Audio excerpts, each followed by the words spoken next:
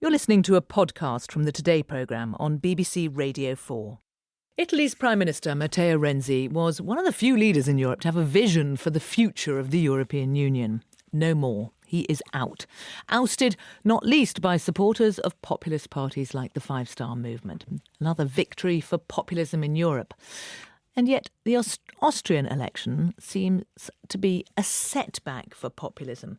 There, the independent, a man who described himself as an open-minded, liberal-minded and above all a pro-European president, beat the far-right Freedom Party candidate. Well, we're joined here in the studio by Douglas Murray, who's a director of the Henry Jackson Society, and from Brussels by Heather Graby, who's director of the Open Society European Policy Institute. Good morning to you. Good morning.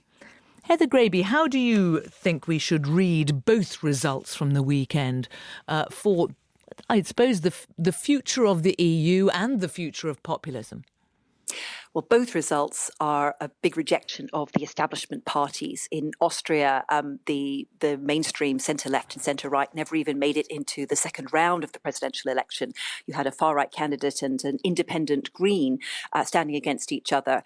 And of course, in Italy, Matteo Renzi, who came to power as one of the few centre-left politicians who could still command a good chunk of the vote, he's also been ousted through this referendum. So what we're seeing is a rejection of mainstream politics and a real need for mainstream parties to look at what's driving voters away from them. Douglas Murray, do you see it as a rise in populism, in a way, however you define that? Yeah, I'm sceptical of the term populism, which increasingly people are using for anything that's just popular or anything they don't like and want to put scare quotes around. Anti-establishment, I think, certainly. And that is the great mistake that Matteo Renzi made, which was to make a referendum that was on a very specific set of constitutional reform issues, onto effectively a referendum on him, the establishment, the established order, even the EU. And every time the public are getting a chance to kick against that established order, they are taking it.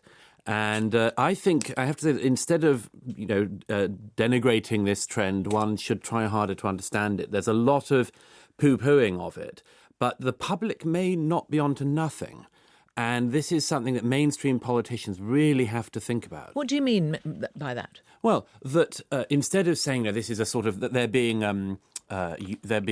brains are being stolen by, crazy politicians and lying media and so on, we should consider that the public have a real concern. In Italy, for instance, with such high youth unemployment, the public have a real concern. When the Eurozone crisis has gone on, crisis after crisis, they have a real concern. When as many people as were in the Calais jungle that we were all talking about in London the other week arrive every single day on the southern islands in Italy. The public have a concern that's justified about immigration.